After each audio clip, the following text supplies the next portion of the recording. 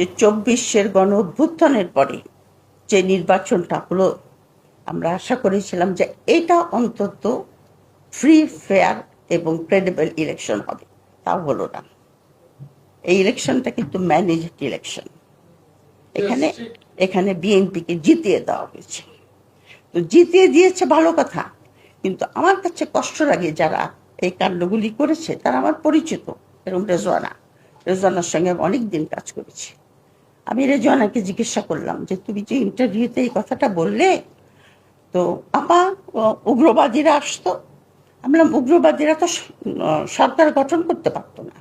ধরো জামাত ধরে নিলাম উগ্রবাদী 30টা সিট বেশি পেত, কিন্তু সেটা একটা হাং পার্লামেন্ট হতো। তুমি যে এদেরকে 2/3 মেজরিটি দিলে এরা তো যা খুশি তাই করবে। 2/3 মেজরিটি একটা কাজ for a parliament. That parliament becomes dysfunctional.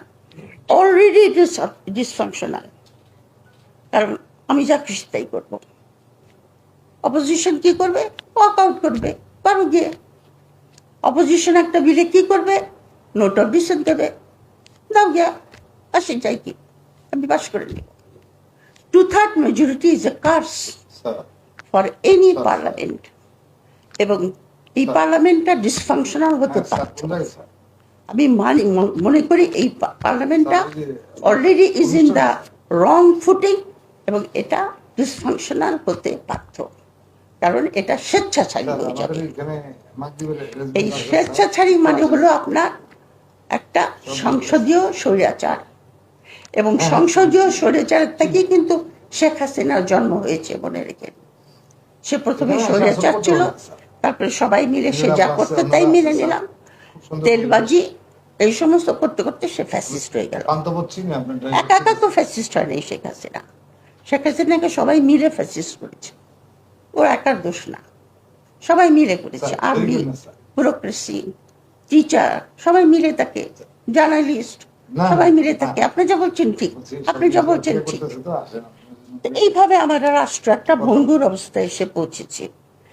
এবং এই 24-এর এই অভ্যুত্থানের ফলে আমরা আশা করেছিলাম যে এখানে একটা গণভোটের ভিত্তিতে একটা নতুন সংবিধান আসবে, জুলাই সনদ। সেটাকেও এখন ডাইলিউট করে দিচ্ছে। তার রেজাল্টটা কি হবে? আপনার একটা দুর্বল সরকার, কারণ যে সরকারের জনগণের সমর্থন নাই। খালি ইলেকশনের দ্বারাই তো হয় না। আপনি যখন প্রতিজ্ঞা ভঙ্গ করেন, তখন কিন্তু মানুষ আপনার কাছ থেকে আপনার প্রতি যে তার যে এলিজেন্স, সেটা উইথড্র করে নেয়, তখন আপনাকে সাপোর্ট করে না।